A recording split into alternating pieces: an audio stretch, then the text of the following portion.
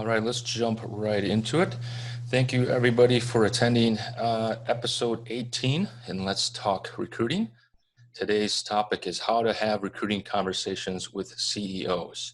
I know there's a lot of recruiters that get to have those opportunities to talk directly to CEOs, and a lot of them don't, but there always may be that nervous feeling as we start to go into those first ones, but I've never had that direct conversation, but I've always been in support of those that went and had them. So it's always this tense kind of situation, and understanding and knowing your CEO has been sort of paramount, I see, in recruiting organizations. So today with us, we have Heather Sisson from out of our Dallas chapter. We have Gary Michael out of Los Angeles, and Bez Rengifo. There, did I get it right, Bez? Yeah, second chance I got it right.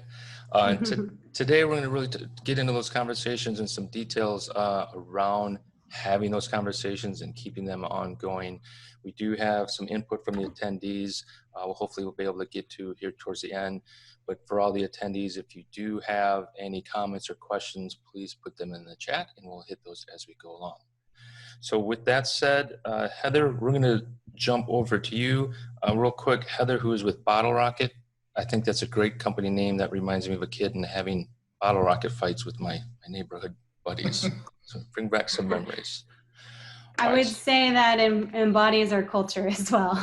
So I think we do have a great name and a great company to back it. So I feel very fortunate to be a part of our company. But I'm Heather Sisson, and as Sean said, I work for Bottle Rocket. I'm the talent acquisition leader, and we're based out of Dallas. We are a technology solutions company that focuses on digital transformation, with mobile and connected devices being the foundation of our technology solutions. So just to give you kind of a background, our company has been around for about 12 years, and we are right around 200 to 250 Rocketeers, which is what we call our employees.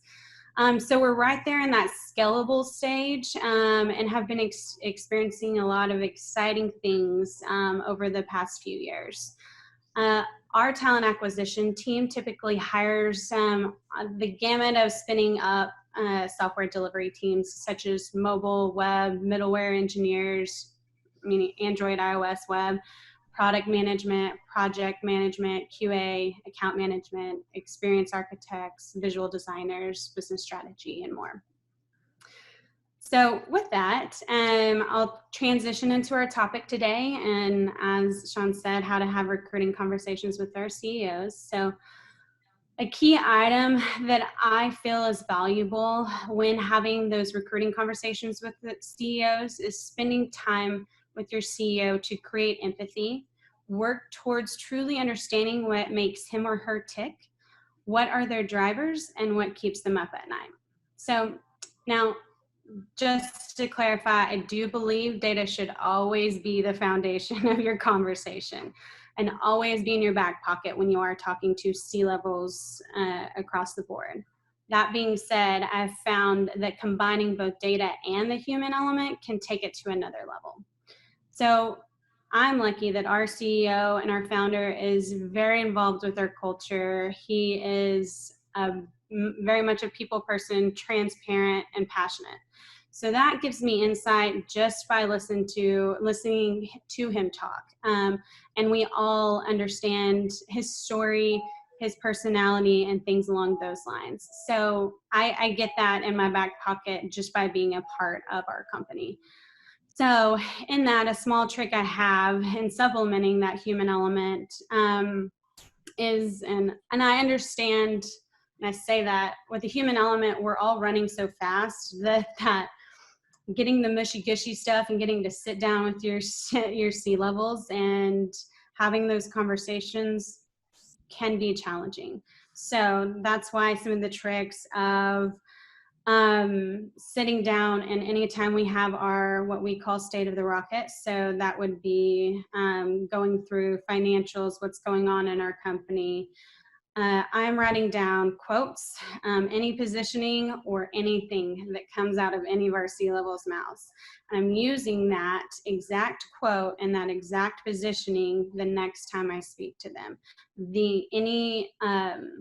any content that I have that is coming out of the talent acquisitions seat or from our department is pulling from all of those pieces.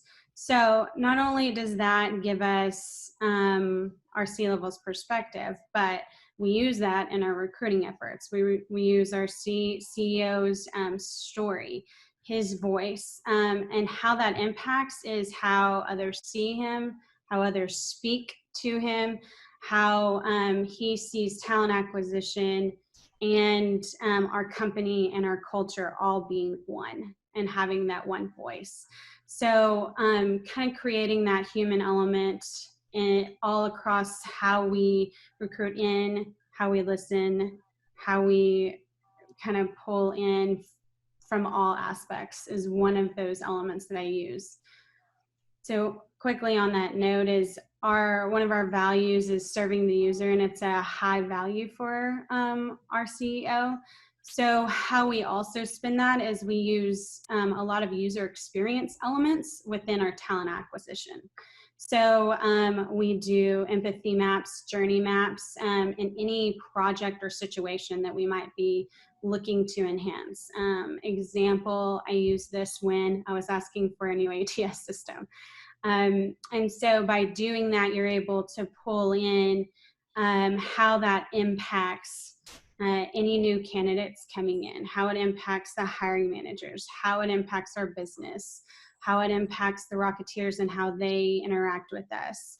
And you now have a map and a data point that is outside of just pulling data from hiring data. So those are some of those things that I like to just take it to the next level, add that human element to, and it creates a relationship with your CEO that then creates that respect for talent acquisition. Heather, quick question for you. So with that, I'll pass it over to Gary. Yeah. But, sure. You kind of spoke to it, I think, but it really like you're gathering that human element, that the wants and wishes of the CEO and fitting their personality within the company. What do you think about, and it sounds like you're already doing it, like everything that you've learned and you know of the CEO, bringing that back to your team and delivering the ask that you have from them when it's really coming back to answer or deliver that message of that the CEO is trying to deliver. Do you know what I mean? Like how to involve your team members in that? Sure. So I think that if I understand, it's just kind of creating that collaboration from you having that CEO conversation, but then you communicating that back and making sure that that is in line with your team. We have a very high communication, high touch point team. So I wouldn't say we have a lot of structure around how we do that. It is just from my conversations, it is immediately going to my team, explaining what the content of that conversation was, what we're going to do with that, and how we're going to position that. And then following up with some documentation just to make sure that they're on the same page. Does that answer what you're asking? Yeah, I think it does. And okay. How many people are at your company? Just curious. Employees. My company's 200 to 250. So do you see the CEO like on a daily basis? I sure do. And that's what I think might be a different perspective for me is we're an open environment when we're in the office. So all of our executives do not have an office. The only ones that have an office are HR, talent acquisition, and finance. So they actually sit outside of my office, and I pass by them every day, and they pop into my office all the time. Also, he's very adamant about that being that way for everyone in our company. He wants anyone to come up and be able to talk to him about anything, and he's made that a very big piece of our culture. So that also being said, we just announced yesterday that we're now a work from wherever company. And so the same day I had somebody reach out to me about something, and it was so easy to ping him and ask him a quick question, and he constantly gets on different times of the month to answer or talk to people. So I'm blessed in that fact of everyone, him being very open, but it's talent acquisition. I mean, they pop in and they will ask you and they'll come to you, us being as the size we are on a very constant basis. Yeah, it's always been interesting to me, the line of sight, I call it. Just like from a large 10,000 plus company, you're probably never going to see the CEO, down to a less than 500. Yeah. They're walking by your office all the time and they're a lot more involved. And when you get to like where you are, 250 or less employees, I mean, every employee matters, but when you have that few employees, it really matters, right? It's very visible and stuff like that. Yes. So you see those much more involved, or like I've observed those much more involved CEOs, and you better be on your game, even though it's a smaller company. You better know what you're doing because they're there. Oh, they pull you into meetings. They call you on your cell phone. You have to know right then and there that data, be able to pull it up, be able to talk into that. You can't prepare very often. Gary, you're nodding. Do you have you want to add to that? You know, we're in the same kind of idea. We're about 700 people, and you see everyone.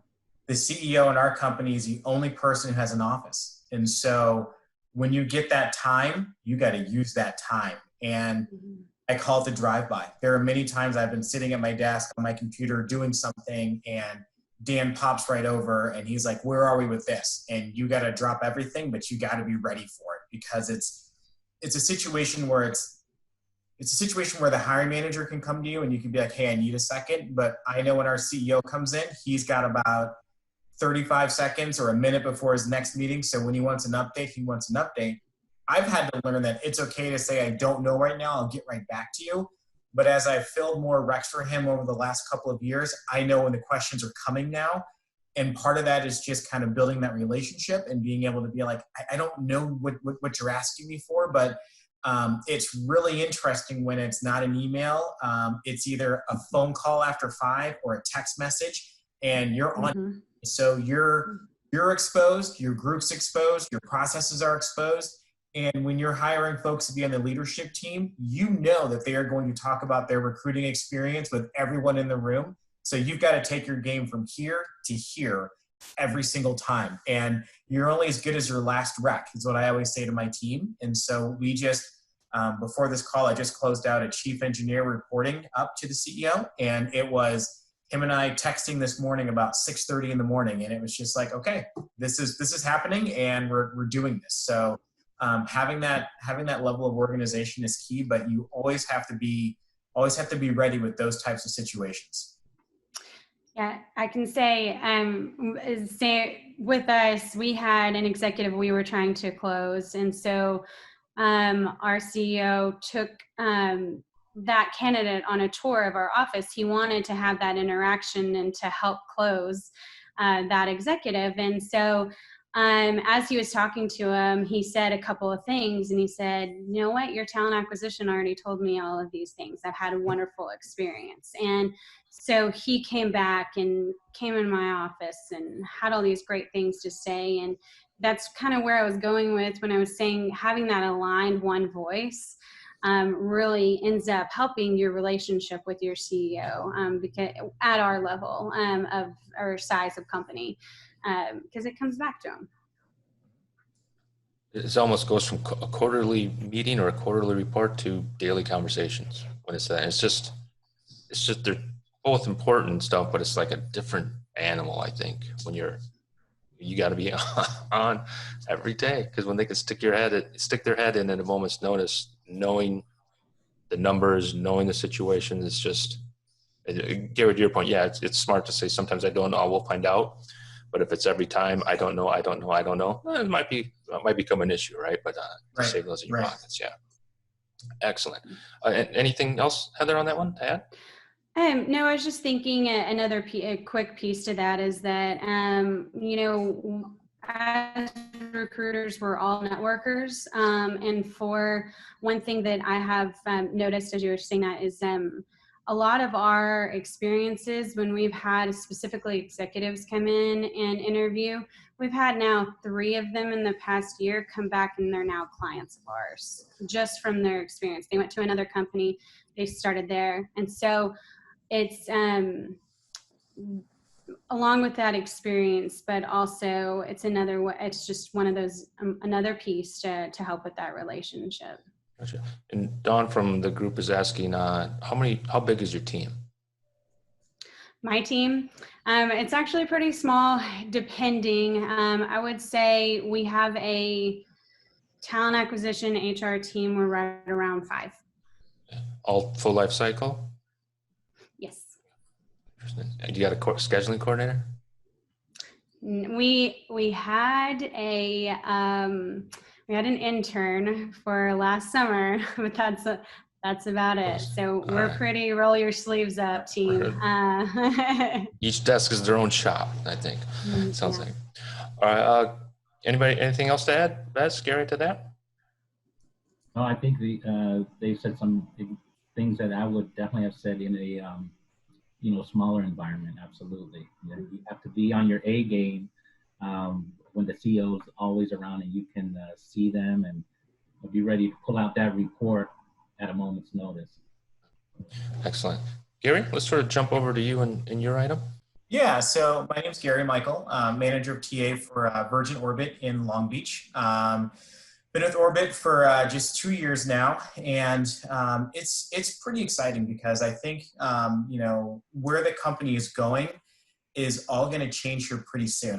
We've put a lot of press out in the last 24 hours that our program is going to launch our first rocket probably Sunday, this coming Sunday, and so it's 7 years worth of hard work, and now Sunday's going to be the big day where we're going to launch. And so I've had lots of interactions with the CEO over the last 2 years in regards to just recruiting in general. And it always kind of comes back to me in that, yes, they're the CEO, but they don't really know our craft per se, right? And so every single time for me, it's understanding, yes, I'm sitting in the CEO's office, but I'm also talking to a hiring manager. So nothing necessarily needs to change because I'm still doing an intake the same way. What are you looking for? What's the why? What questions do you want me to ask?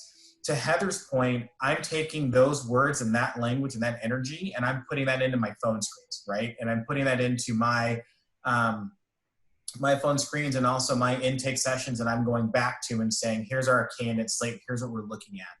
In our case at Orbit, what I learned really quickly is that when I've got a half an hour, that really means I have about 12 minutes. And so in those 12 minutes, I got to condense everything down because there's time for, hey, how you doing? How was your weekend? But then we're on. And so understanding that, I can't walk in with 15 resumes to do a full review. I got to walk in with like 3.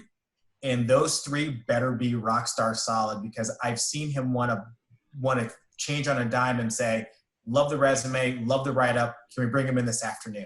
And it's like, you got to go, go, go, go, go. So being in that sort of a situation can be stressful, but you also have to remember that you're the expert when it comes to TA and that you need to control the process. And I'm not saying you need to tell your CEO, no, you're not going to do something, but you have to be able to push back and say, hey, I don't think it's a good idea for someone to come in this afternoon because you have availability. We need to structure this correctly.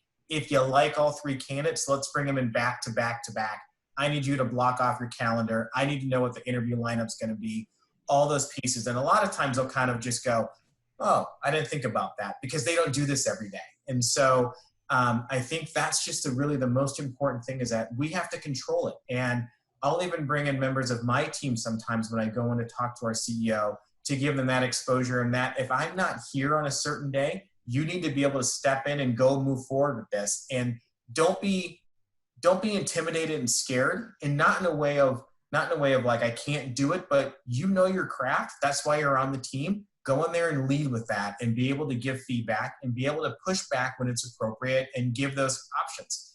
And I think as I talk about options, what I've learned also is that a lot of times when we go into compensation, I will have 1, 2, 3 kind of options already prepared to say, here's what the person wants. Here are the 3 different options I think we could go with. What do you prefer? 9 times out of 10, it's been, let's go with option 2 and let me make one quick change and go ahead. And so getting that feedback in my 12 minutes now turned into 5 minutes, and we're moving forward, and it's going to happen quickly. I know in my company that feedback and time are everything. So I am overly communicating all the time. I'm overly emailing. I'm overly texting. If it's a little bit annoying, I completely get that, but I know that everyone's in the loop. And whether it's going to be the executive team, whether it's my boss, whether it's the CEO, everyone knows what's happening. And it's interesting, this candidate that we just made an offer to this morning, our CEO had emailed me last night around 7:30, and I missed it. And this morning I was like, right? And so I'm texting this morning before we jumped on this call, and we're fine. But it's just clearly when they need an answer, they need an answer. And you've got to be able to provide that. So you talk about being in your game.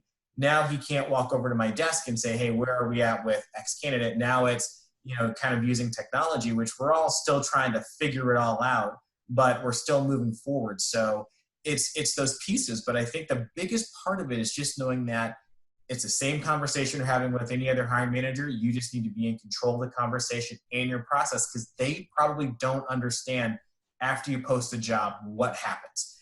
And I don't need him to know that. I know that I need to control that conversation. And when I bring my resumes, my write-ups, everything is there and it happens. And it's so interesting as we've gone through a couple of hires. We've made a decision. I've said, hey, this candidate has accepted their offer. He's like, can they start tomorrow? And I always kind of chuckle like, no, we need to do a drug and background. Oh, I forgot about that. How long does that take? 5 to 7 business days. Why does it take so long? It's standard. It happens to everyone. It's 5 to 7 days. Well, can we get around that? No, we cannot. And it's just like being able to push back, but also go, okay, I understand, but we've done our part and the person's on board and everything goes well. So there's a lot of pieces that go with it. But again, you gotta control the narrative. If you lose control, that's when they start talking to other people, start wondering what's going on. I haven't heard from this person. What's happening with candidates? You start going that road, you got to pull that back quickly, because you lose all control and you lose some credibility along the way. And that's not good. And so that's the piece I think you really, really got to focus on. Because at the end of the day, we're pushing candidates through our pipeline. We're pushing candidates through our ATS the same way. It's the exposure of it. And you can get a lot of good exposure if you're able to knock it out the park every time. Gary, when you're the CEO as the hiring manager, is this just for positions that are directly reporting to him, or is he getting involved in like just critical hires for the company, regardless of reporting? Critical hires, he will get involved in, not as much, but positions that are on the executive team, I'm working directly with him. And I've got a good relationship with my boss, who's the VP of HR, where I will CC her in, keep her in the loop all the way through. But our CEO, Dan, will just call me on a Saturday or a Sunday and say, hey, I'm reading my emails. I'm a couple days behind. Where are we at with this? So it's that piece. There's been times I've been shopping with my family and I see the name come up and it's like, everybody hold, I'm going off the corner. Because you just gotta be ready. Yeah, sure. Do you have a special ringtone? Does he have his own ringtone? No, he doesn't. Oh. He does not. But when I'm in Rex, this is usually with me all the time. But when I'm with Rex with him, this is like with me all the time. So because this is my outlet that he's gonna email first, text second, and third he's gonna call. And if he's calling, I probably missed something in there, and I got to jump on it. So I've had to leave the gym, had to pull over in my car and get on some Wi-Fi. Like it's all those pieces. And my little girl was with me in the last hire we did, and she was like, why is this so important? And I'm like, honey, this is a person that signs dad's check. Like we need to happen. So we all understand. Yeah, it's a tough one. I highly recommend the personalized ringtones. It saved me a few times. And I might look into that. Yeah, because it catches you, right? One of my most important ringtones is the duck quacking, because it's like this. Oh, I got to answer that one. I'm on it, right? Excellent. I don't know whether to congratulate you with working with your CEOs or to fear for you, because that's just got to be like some tense recs to fill, and it sounds like they're ongoing, especially if you're growing. So, and congratulations on the launch. Is it going to be televised on Sunday? No, it's not going to be televised, but everything goes well. There'll be tons of media out there, and I'm just waiting to put everything out there. But I gotta wait. But we're ready to go on Sunday. So it should be pretty exciting. And you guys launched from the plane, right? Is that your rocket Yep. supposed to plane? Right. We're going to launch a rocket from about 30,000 feet. Pilot's going to have a loaded rocket on the wing of a 747. They're going to fly, and then when it's all systems go, our pilot will start to bank towards the right. We'll drop the rocket. Rocket will go off into space. The pilot goes this way, and we've taken the customer satellite into space. And then theoretically, we will go back down. We can reload, do another rocket, and do it again. So, Well, bottle rockets have come a long way since a long time. No disrespect. I just thought it was sort of funny, the coincidence. Well, that's super cool. It's nothing more fun than watching the space race. yeah, it's really fun. Very interesting. All right, Heather, Bez, anything to add to that? See, I love how you guys are talking about the startups, the environments that, up to 1,000 people. It gets a little bit different when, you're about 10,000 employees, about having access to that CEO. So, I've worked at smaller startup organizations, and everything you're saying is on point. I mean, you're being interrupted during family time on weekends, being at the ready, being, where the CEO is accessible to you, and vice versa. And so the relationship is extremely important to make sure that it's one of trust. So it's, that's what I'm going to add to that portion of what you guys are saying. Bez, you just want to jump into your Yeah, item? sure. My name is Bez Rengifo. I have about 27 plus years of recruitment and HR experience. I've started in the agency days back in the early 90s, headhunter and in tech and IT, and over the years have transitioned into HR and back and forth. I will tell you that talent acquisition is always, the best place to be, because you're going, people always want to see the recruiter, but when HR comes in the room, people are always asking, why is HR here?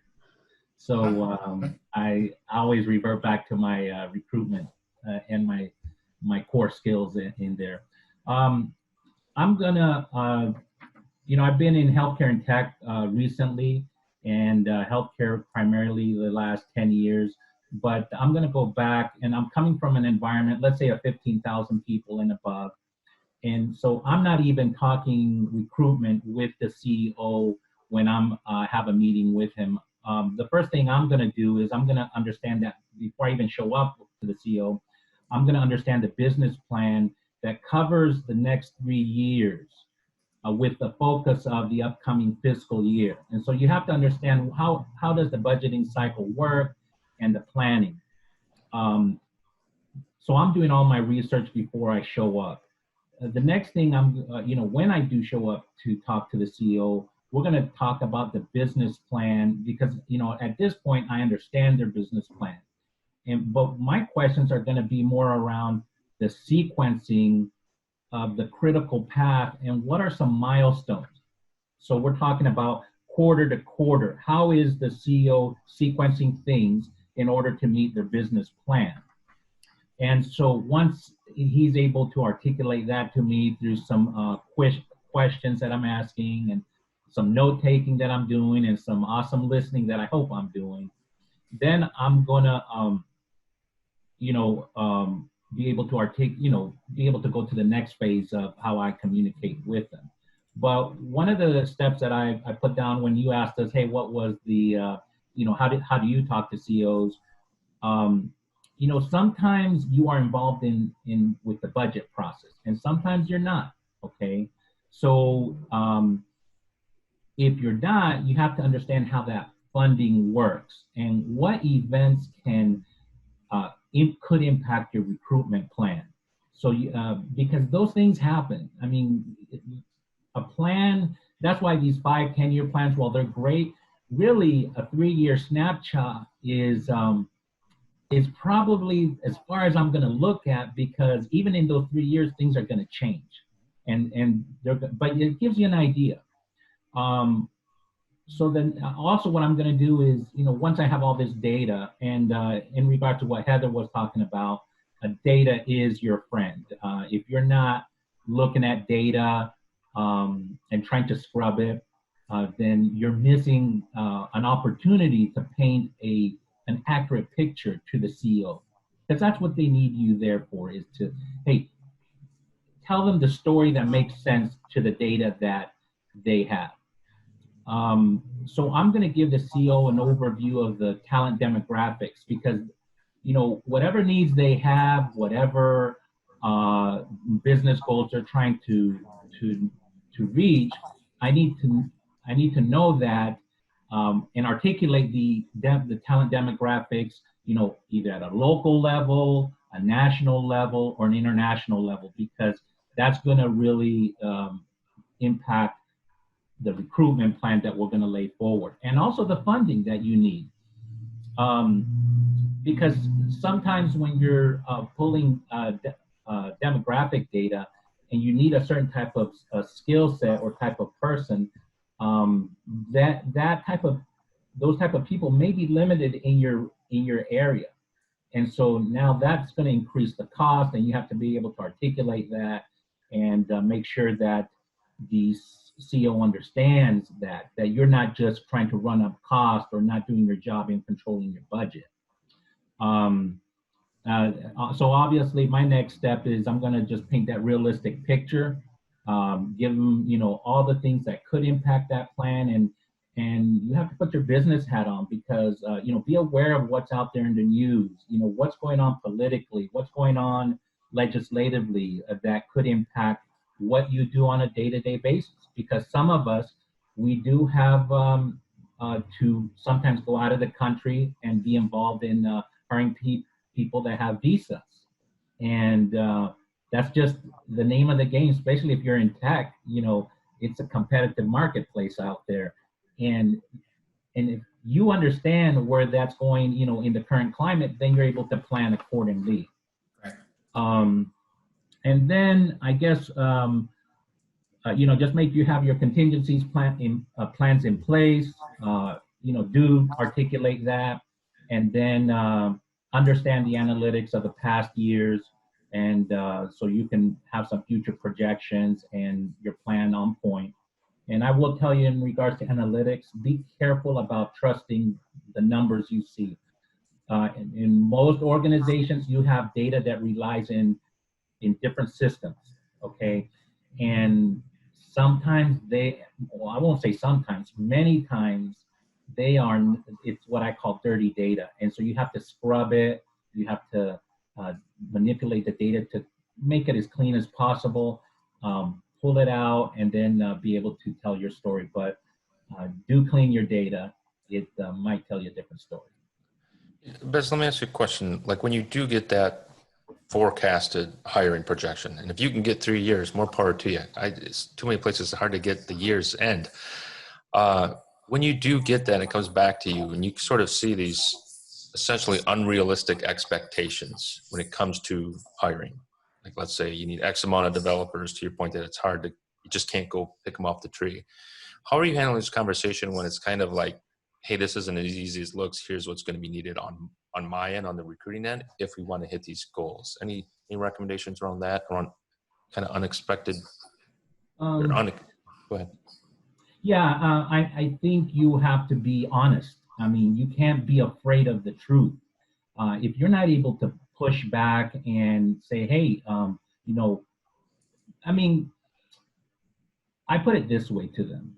I say, look, we may be able to reach this, but I just throw out the factory analogy. How many shifts are we going to get going? How many more people are we going to hire to help reach this? What's the budget that you're willing to do? Because when it's unrealistic, in their head, it's realistic. So I'm like, all right, let's just take this production and let's expand it. And many times they don't have the budget to expand that production to reach that unrealistic goal.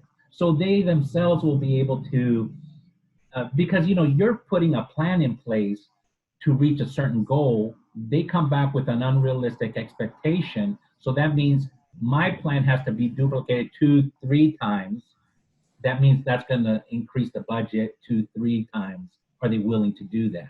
So I put them in back on them. So they're the ones making that realization. But we're having real talk.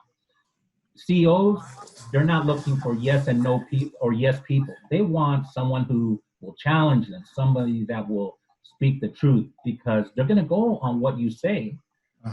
If they trust you, and trust is important. You have to have relationships of trust, or there's no credibility in your division, your department, or yourself. I 1,000% agree. That is something that we've experienced over this past year. So we had a huge hiring surge in 2019. And so there was a lot of like jump in, figure things out situations, and lots of meetings with our CEO. And that's kind of why I thought that the value of understanding what makes them tick and what are their drivers is what are their business drivers, because you're going to have to pick one and you're going to have to push back on one, but kind of adjust and go this way. But if you have one in your back pocket and can support it and kind of shift everything that way, it helps. But it seems like that is tends to be the subject of a lot of conversations with CEOs, I would say. Well, and I think the other part to that too is a lot of times you might get information from first, second level managers that hasn't bubbled up or come down to you yet. And so sometimes you're sitting there and you're giving out information. It's like, that's not what I said. And you're kind of going, well, that's what I heard in the last meeting. And you're like, wait a minute, time out. Everyone's off track here. And sometimes you got to get everybody in a room and just say, what are we doing? And I think it's hard sometimes for folks to be able to do that, because you're calling out people that are your hiring managers, second level managers, what have you. But if we're going to do our job, I need you folks to be aligned. And I always tell them, I'll go and find the talent, but you got to let me know what you're looking for. And once we get someone through this process, you got to be ready to go. And sometimes they'll just kind of have that conversation back and forth. They need to have that, because what one manager heard, what the CEO said, and how this and how that, you can get lost in the shuffle, and you can't do that. And that's when you lose control. And if it's anything to do with the requisition, that's on me. If it's something to do with fixing the rocket, that's going to be on that manager, right? Either way, we have to be aligned when we go in to go see the CEO, or figure out what's off on the alignment. Because I've sat in meetings and I've literally heard them say, that's not what I agreed to. No. And you're kind of like, someone just tell me, who are we hiring, right? How many people? What are we looking for? And taking it from there. So you've got to be comfortable, again, pushing back, but also understanding if it's going to handle talent acquisition, you own that process right and left. You can't push blame back and forth. You've got to run with it. And that's the biggest piece of just being able to stand your place for TA in that situation, and being able to run it. And manage the process and manage the conversation too. Yeah, Sean, to your point, one of the things that I try to do to combat that, alignment is so critical. I mean, you cannot be going in 2-3 different ways, and it happens. I mean, people are human. They think their initiative is in alignment, and when sometimes it's not.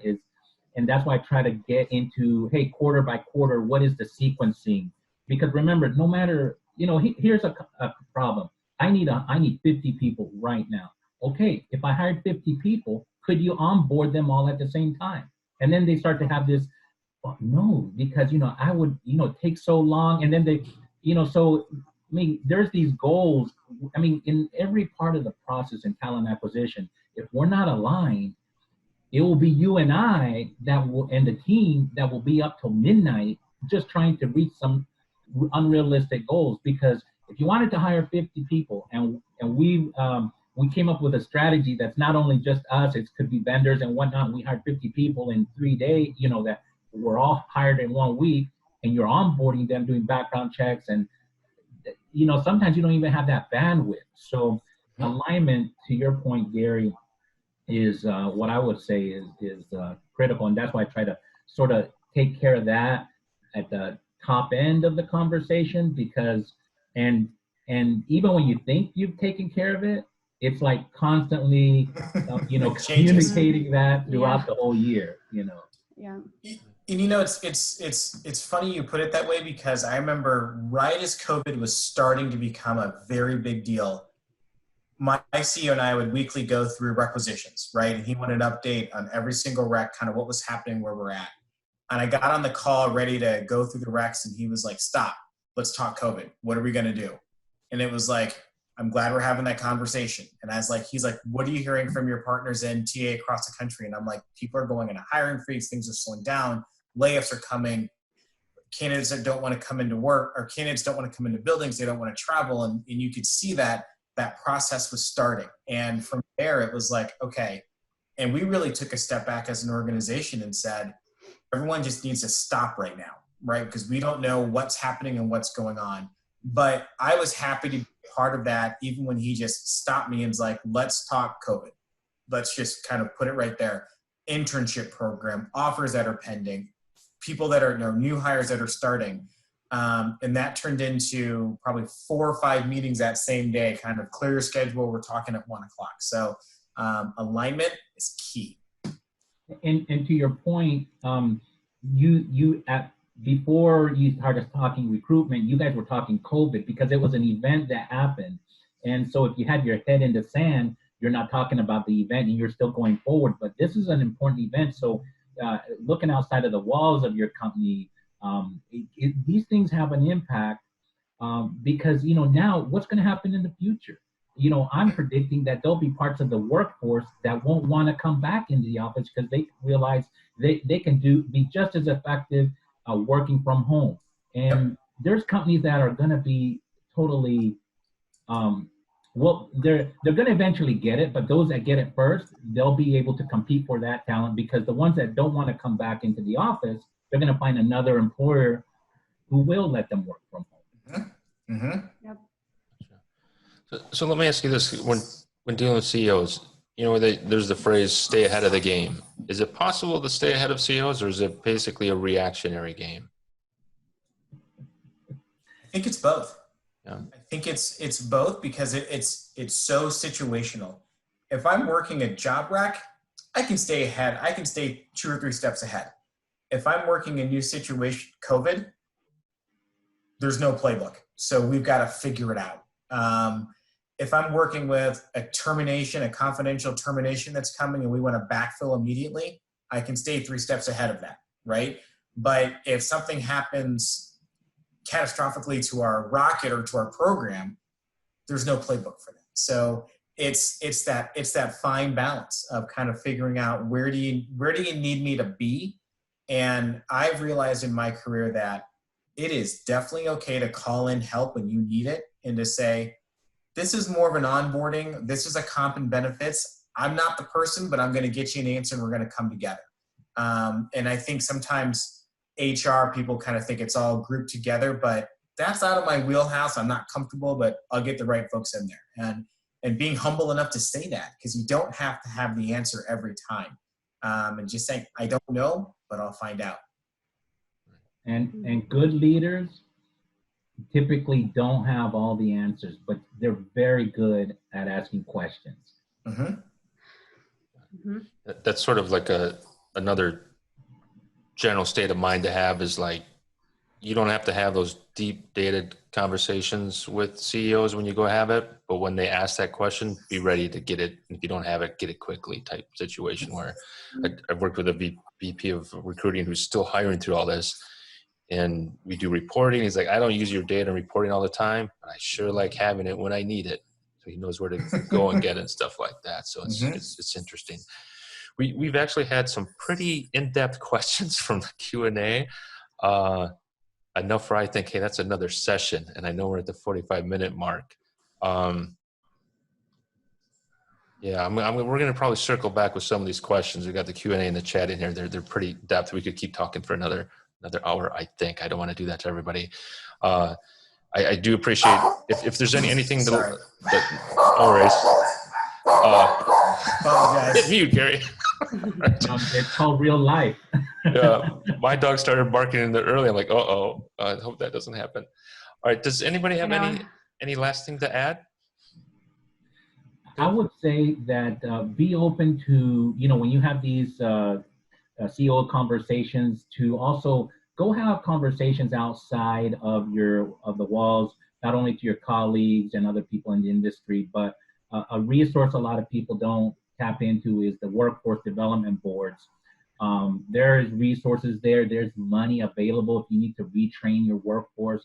I've seen organizations where they were, considering layoffs, and then they go to the workforce development board, and they have the standard. Hey, we'll if you retrain them, we'll fund 50% of their wages, but that's not set in stone. They can fund the whole thing. You just got to get to the line very quickly before all the money gets taken for that year. But get creative. I mean, they want you to be successful in your region, because it goes from national to state and then regional, and they can get involved in helping you in maybe where in any shifts, or even situations you're coming into. I mean, just look at COVID, how much they're willing to help businesses. So workforce development board, please partner with them, make them your friends, and your conversations with the CEO will be a lot better, and have a different flavor for the community at large as well. Heather, Gary, any last comments?